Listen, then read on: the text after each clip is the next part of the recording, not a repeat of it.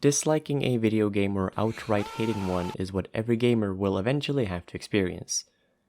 There will be a point where you buy a game and don't like the way it feels or plays, and that does indeed suck. It means you've spent your hard-earned money on an experience that did not deliver, and so you've wasted it. I've done this a number of times, but there's a feeling that I think is even worse. It's the feeling when a game has disappointed you. You probably know what I'm talking about. You buy a game because the trailer looked fun, you play for about 4 hours, and you're just left wanting more. More that the game is just not capable of delivering. For me, the biggest reminder of that feeling comes from a game known as Generation Zero. It's a game that was released in 2019 where you explore a post-apocalyptic 80s Sweden that's overrun by robots, and your ultimate goal is to figure out what happened. When I first saw the trailers, I was really hyped for two main reasons. The first reason being that I was intrigued by the idea of Sweden having been in an actual war, and exploring the aftermath of that sounded really cool. The second thing that had me excited was the promise of complex AI. Proudly featured on the Generation Zero website, it stated that the game would feature complex AI behaviors. It didn't really elaborate on how it was complex, but it was enough to get my brain thinking. I thought that maybe they'd be really good at tracking me, maybe use advanced battle tactics, or have large patrol areas where they'd be at specific times during the day. Because of these two reasons, I pre-ordered the game, and boy was I sad to find out that the game that I wanted was not in there. Just to clarify real quick, I don't think this game is bad. It's a good game, but it's just not what I feel like I was promised.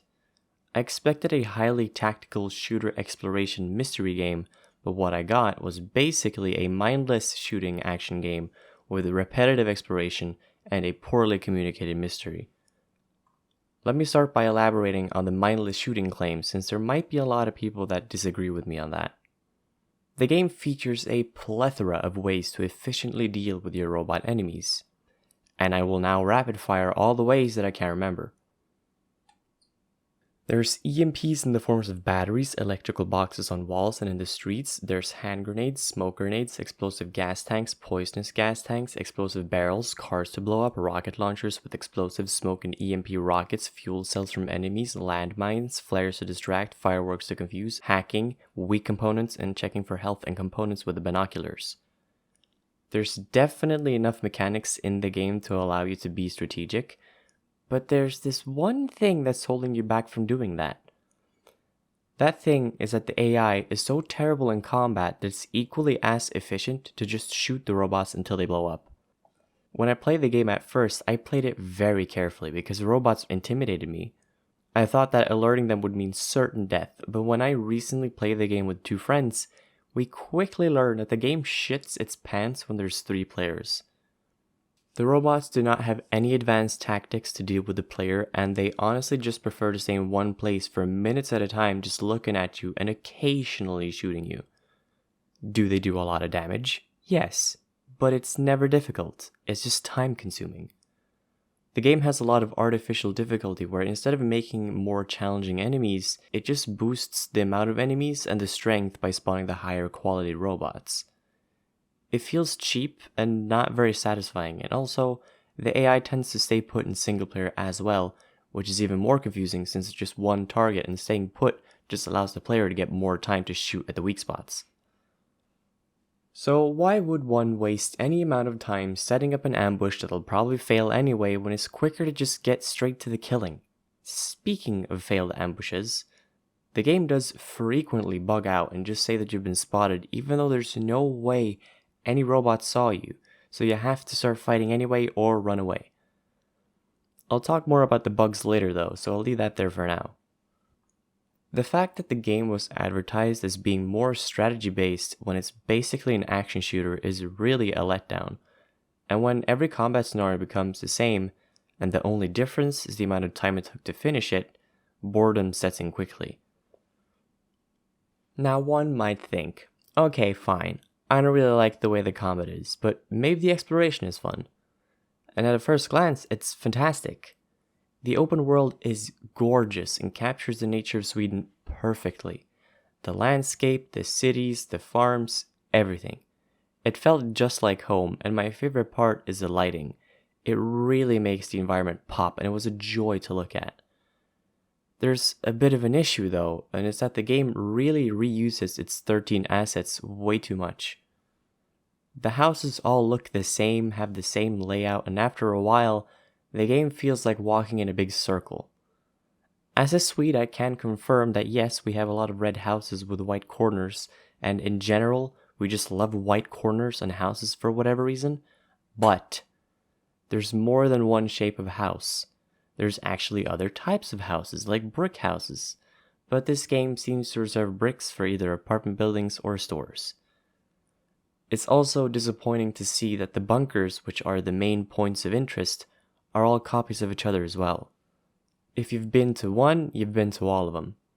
It does make sense that they should look similar, since what the fuck does the military care about making their bunkers look unique?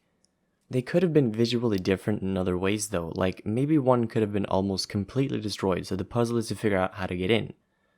One of them could have been used as a shelter for a large number of people, so it could have been littered with beds, backpacks, maybe some crayon drawings on the walls made by children. Even just making the bunkers make more sense for the respective region could have made a big difference. Say that maybe the southwest coast had a bigger focus on naval combat, so maybe it could have had more boat hangars. The mountains could have had a focus on aerial combat and maybe have an exit for aircrafts in the mountainside or something. Maybe I'm just spitting out garbage with that one, since I know fuck all about military and such, but still. The bunkers really could have used more visual differences from each other. Another issue with the exploration is the scavenging. It's also very bland because you end up finding the same things over and over again. Ammo and health kits. Yes, you'll find adrenaline shots, clothing, and materials frequently as well, but they don't really help. It's still not exciting, and yes, you can find the occasional gun box and therefore find guns, but even then, you'll most likely end up with an attachment for a gun you don't have or use, or the gun will be of terrible quality. Because of this, I don't get very excited when I find a new location. It's not going to feel new because I've essentially already been there before. So seeing how big the map is and knowing just how repeated everything is, really just makes the game feel like it's going to be a swim through honey. It'll be slow, but slightly sweet now and again. It's at least a good thing that the soundtrack slaps. The best song is obviously the iconic main theme.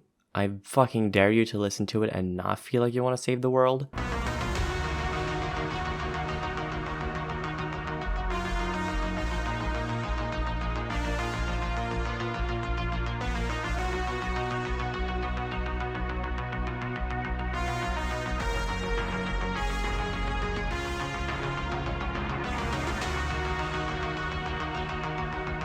Something that really surprised me about the soundtrack though is the number of songs.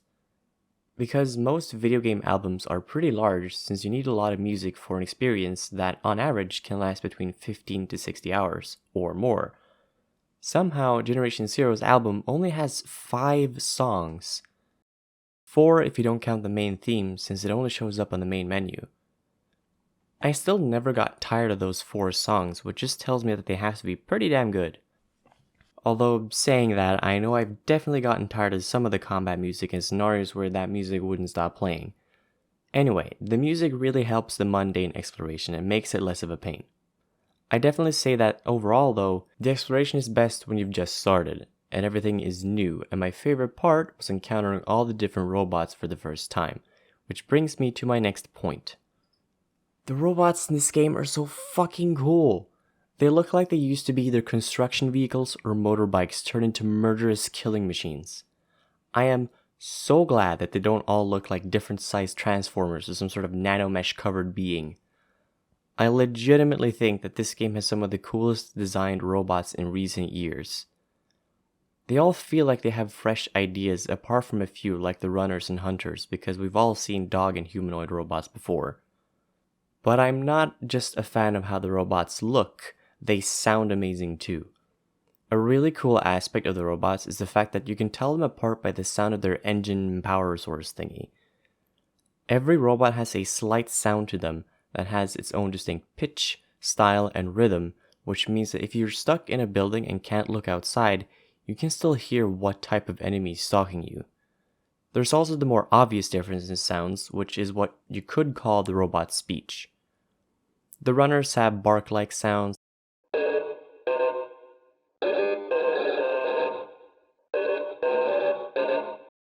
The ticks sound like 80s internet starting up.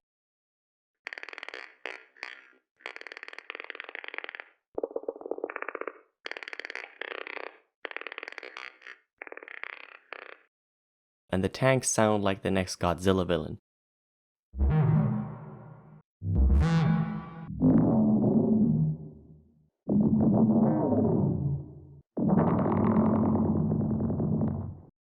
It's really cool being able to act like a grizzled old veteran gamer and go, "Yup, that's about 3 to 4 runners and a limping hunter." You feel like a bit of a badass until you come across a new type of robot. I'll never forget the first time I came across a tank enemy. I had just entered the farmlands region, I was done with the starting island, and I felt ready for the rest of the game. I then saw on top of a hill a giant pair of mechanical legs clomping around, and between those legs was this giant, deadly metal ball sack. I was only capable of one thought at that moment. How the fuck do you kill something like that? It turns out that if you play with 2 friends, you can just circle around it and shoot its bum until it blows up, but at least it looks scary enough to make you doubt your abilities. And on a final note regarding the sounds, I love the satisfying explosion you get after killing a robot. You can literally feel the crunch of a runner exploding.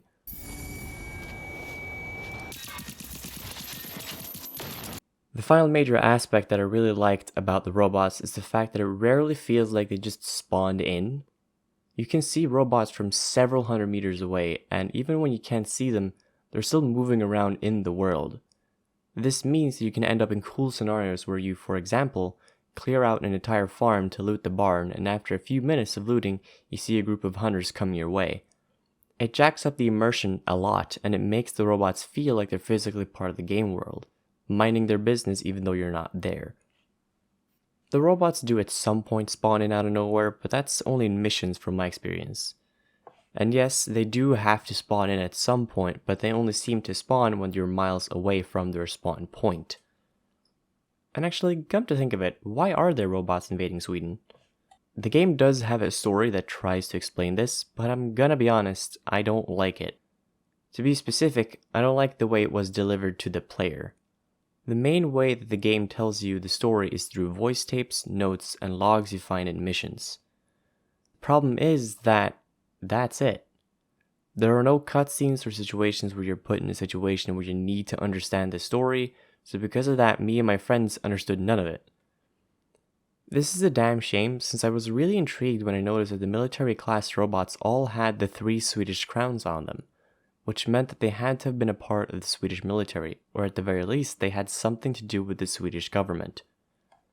It's a very tiny detail, but immediately my brain started theorizing.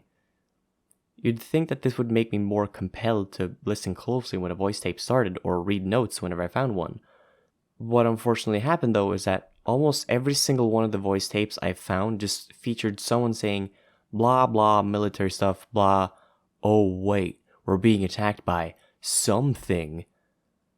Whenever I decided to pay attention, it all just sounded like stuff I'd already heard before, so I stopped caring. As far as notes go, I could not care less. I'm not a huge fan of reading unless I've become curious and wish to learn more. Like in Subnautica, for example.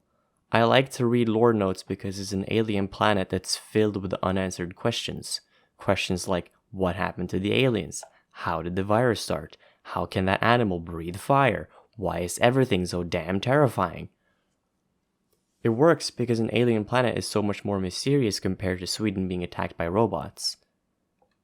Because now my only real question is, why are there robots here and who created them? Subnautica can use storytelling through voice tapes and notes because it's more compelling, and I feel like Generation Zero would need some other method of presenting the story to make it more interesting. It is very nice though, the game to allow you to choose if you want to have Swedish or English voice acting. As a Swede, I will say that the Swedish voice acting is actually pretty good. I've heard way worse. And I'm also forever grateful for this game having all the weapon names in Swedish, because I cannot get enough of how my American friends pronounce automatgevär. Now, my love for hearing my friends make funny pronunciations may be never ending, but this game, however, does have an ending, and it's absolutely terrible. If you're worried about spoilers, chill out, I'll put a time code on screen that you can skip to. But this game's ending is so terrible that I kind of find it funny. Like, what would you expect this game to have for an ending? I imagine that a lot of you probably think that there would be some sort of mission where you either blow up a robot factory or maybe defeat like a final mega robot boss, right? Well, what if I told you that what you do is open doors and turn off a malfunctioning Amazon Alexa? That's pretty much what you do. And when I say turn off an Alexa, I do mean that you basically just press and hold X or E if you're on PC, and then after leaving, you just win. It is so silly how this game's final mission just doesn't give a single shit and doesn't even give you the win. It feels more like the game tosses the win at you and spits in your direction. I've only ever experienced an ending that terrible once before, and that was in Dying Light, where the final boss fight is a fucking QuickTime event, so I gotta say that I'm impressed. I also thought that there would be a final boss of some kind, since in the schematics category in the collections part of the menu, there's a boss schematic. Since there was only one, I thought it meant that we would need to defeat a final boss, but no. That boss is basically just a rival, but I guess it's more of a bullet sponge. Also, it's another fucking reskin of the tank enemy. This game has one boss, and it's more of an assistant manager than a boss, and they couldn't even bother to make it more unique. And now that I've mentioned that terrible final mission, I just want you all to know that the other missions in this game are not that much better. If you're going to play Generation Zero at some point and you find yourself asking, can I beat this mission or am I too weak or unprepared? I'll tell you that the answer to that question is 8 times out of 10, no. So many of these missions all boil down to Step 1, go to this location. Step 2, congratulations! It feels like being back in school and being handed a participation award for showing up to the sports event. I'm capable of so much more, but no, you're going to award me with a gold medal for arriving at a location. Some missions are different though, because, hear me out, you need to go to several locations. Now isn't that exciting? I'm being a bit of an asshole by focusing on these kinds of missions, but I just want to hammer home just how much I don't like being rewarded with similar amounts of stuff for either killing robots in a mission or walking somewhere. As far as the other types of missions go, they're totally fine. It's not that much harder than walking somewhere, but there's a bit more brain activity required, which is a nice change of pace. Sometimes you have to destroy fuel storages, robots, or FNIC spaces. The FNIC spaces are for sure the most exciting of the three, since it's basically just a big fight against the robots. I've already explained why the fighting isn't that big of a deal, but still, it's a better type of mission. Now finally, I'd like to talk about various strange design choices and how immensely buggy this game is. I mean, this game is so buggy that you might as well go to the beach. Or better yet, call the Institute of Insect Research because I've found a new species. Is it unplayable? No. Of course not. Is it noticeable? Yes, absolutely. In fact, I challenge any of you that are going to play this game to play for 15 minutes and not encounter some sort of bug. As I mentioned earlier, there have been a number of times where I've carefully snuck past a group of enemies just to be immediately spotted soon after. I'm not even saying that the build-up from not spotted to spotted goes by too quickly. You'll be behind some buildings, and the moment you peek the corner, the robot that's 200 meters away will instantly know where you are, who you are, why you are, when you are you are. Arg! It sure does not feel very deserved, and it certainly does not help when you're actually trying to be stealthy for once. And I say for once because there's a 50-50 chance of the enemy having sight drivers from 1938, which means you can just run past the tank enemy in your way. It's the type of situation where you'll probably be tankful for the game breaking since you might be out of adrenaline shots, aka the self-revival sticks. I was quite often left with no adrenaline shots because even though I collected, say, 4 or 5 of them earlier, they would still all be gone after one use. What's worse is that I was supposed to be the healer when I play with my friends, and let me tell you, it feels pretty shitty when you fail at your one job because of something that isn't even your fault. And the adrenaline shots disappearing wasn't even consistent. Sometimes my shots were all gone after a revive, and sometimes they were all still there, well, except for the one I just used. But it actually didn't really matter if I had any adrenaline shots, because sometimes I wasn't even given the option to revive my friends. I'd run up to them with excitement because finally I had an adrenaline shot to use, but then the fucking hold X to revive thing wouldn't even show up. But hey, I've been pretty negative now for a while, so let me tell you guys about a cool feature this game has. Sometimes, when you're lucky, you can see a mysterious hallucination enemy that only you can see and shoot, but your friends will call you crazy because they can't see it. It'll walk around and maybe even spot you, but when you start shooting it, you'll shoot the ground from your friend's perspective, and then they start questioning if they even should have started playing with you in the first place, even though I know that the robot was right there and it was real. But for real, it happened at least twice during our playthrough, and I'm definitely not crazy, which sounds like something a crazy person would say. Speaking of crazy, another crazy bug is that in every session, without fail, me and my friends would not be able to see the mission marker for certain quests. It wasn't equal for the whole group either. Sometimes I would be able to see the main quest's location, but my friends couldn't. And other times it would be me that couldn't see it, so we ended up having to mark where the quest was using the track feature on the map. And now that I've mentioned it, no, tracking the quest in your log would not solve the problem. Another issue with the multiplayer is that there would often be times where I would see one of my friends constantly equipping and unequipping an item or a weapon. It's like they were really unsure of themselves, like gun or no gun, gun, no gun, gun, no gun, gun, no gun. They'd eventually figure it out though, since they're Americans, and therefore the answer is always gun. Oh yeah, there was also this one time where I was messing around in my inventory and I tried assigning a field radio to my quick select wheel, and it ended up getting stuck on my character's hand. I was unable to see anything when I was using my guns because there was a massive radio stuck on my right hand. It eventually disappeared after I reassigned it in my wheel, which makes me realize now that I'm writing this, the game is so broken that eventually you just learn how to deal with the bugs like they were intended game mechanics. The final bug that I wish to mention is one that has been with me from the very start, and I am so confused as to how it's still here after so much time has passed. Sometimes, when you're out and about just randomly exploring, you'll hear something.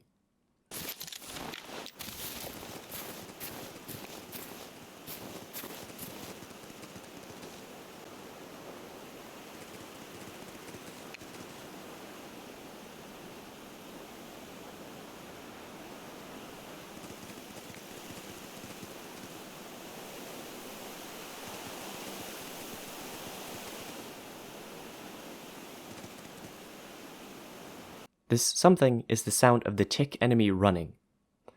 What's strange, however, is that this happens at any kind of location, and it happens even if there's no ticks nearby.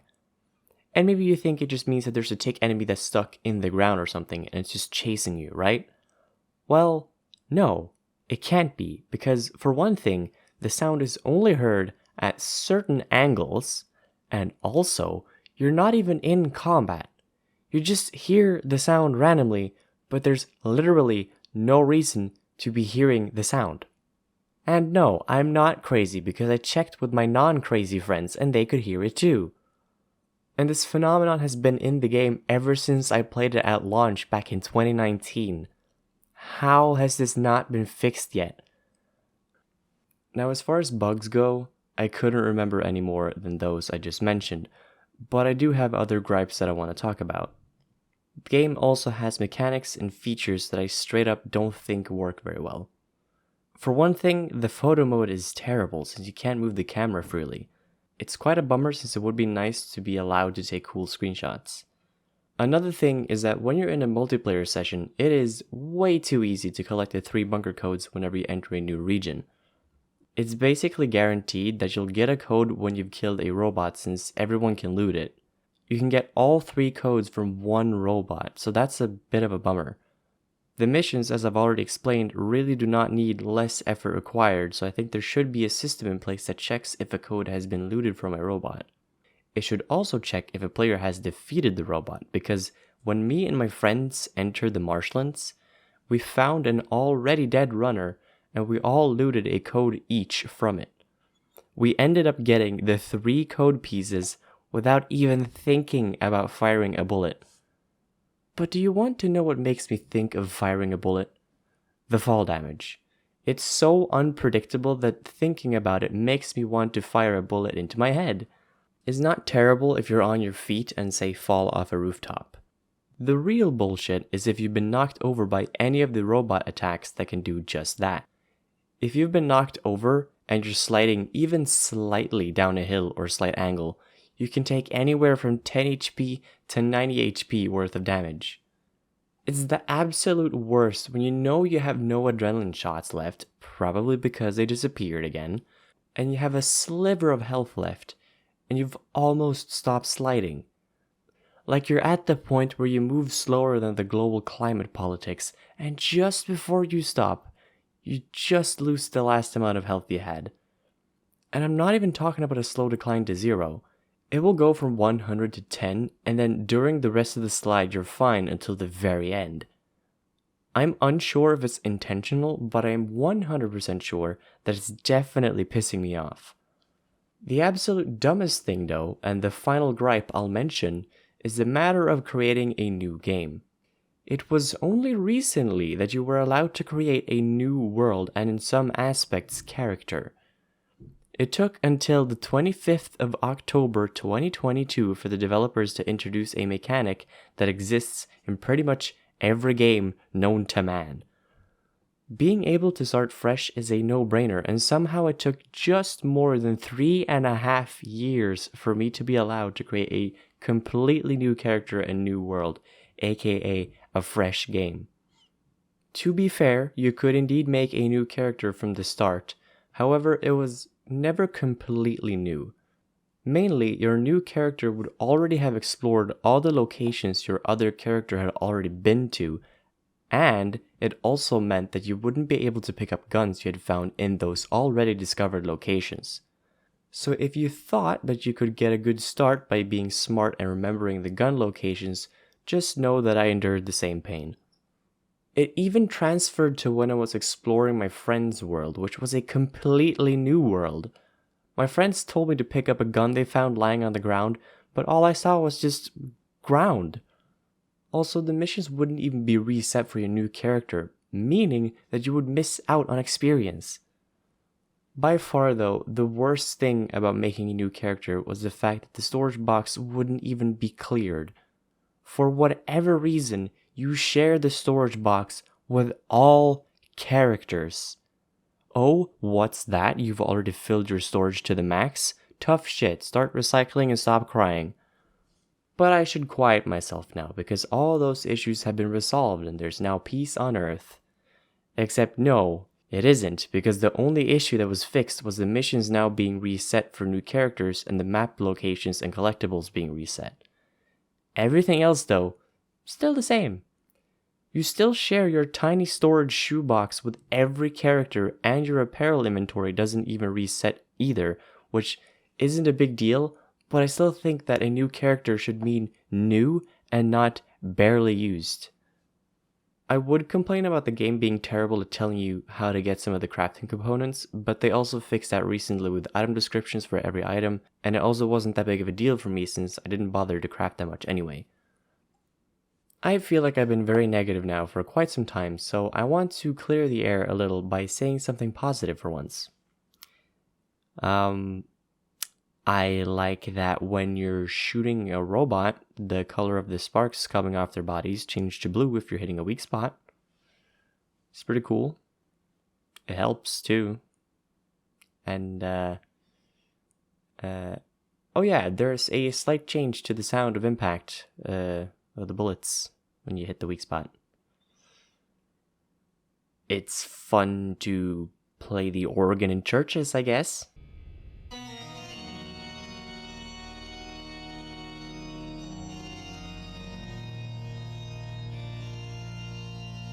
Look, I've been ranting for what feels like a lifetime by now about how this game makes me feel and my opinions on all the parts I mentioned.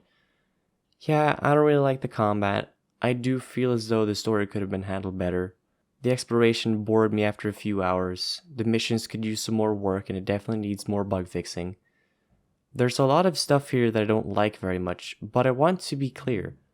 I still like this game. I don't love it, but I do like it because it's given me some great experiences.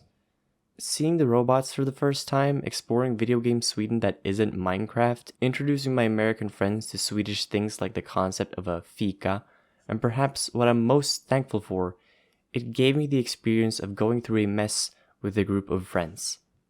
During my childhood, I never really got to have that group of friends that would game together in the evenings, because where I grew up, everyone only cares about car culture, and actually that's pretty much it. All I ever wanted at the time was to play my favorite games in co-op with a big group of friends, and now I've finally got that. Now, yeah, I could have been playing literally any other multiplayer game and had the same effect, but you always remember your first. Or at least I do, because my first experience like this happened recently, and for most of you, it probably happened when you were like a little child, and so you probably don't remember what your first multiplayer gamer sesh was, but that's something else. I think now, after collecting all my thoughts on Generation Zero, that this game is disappointing to me because I wanted this game to be so much more. Sure, it wasn't what I got, but I remain somewhat optimistic about the game's future. The game is still getting regular updates, more content gets added quite often, and the development team is still genuinely listening to the feedback. So if there's anyone from Avalanche Studios watching, which I highly doubt is the case, I'm sorry if I ended up being too negative. I genuinely like a lot of aspects of this game, and if you're ever going to do a sequel, please go more tactical. It's pretty much the main thing I want. With all that said and done, I hope you all have a good evening, morning, day, night, whatever it might be, wherever you might be, and I hope to see you all some other time.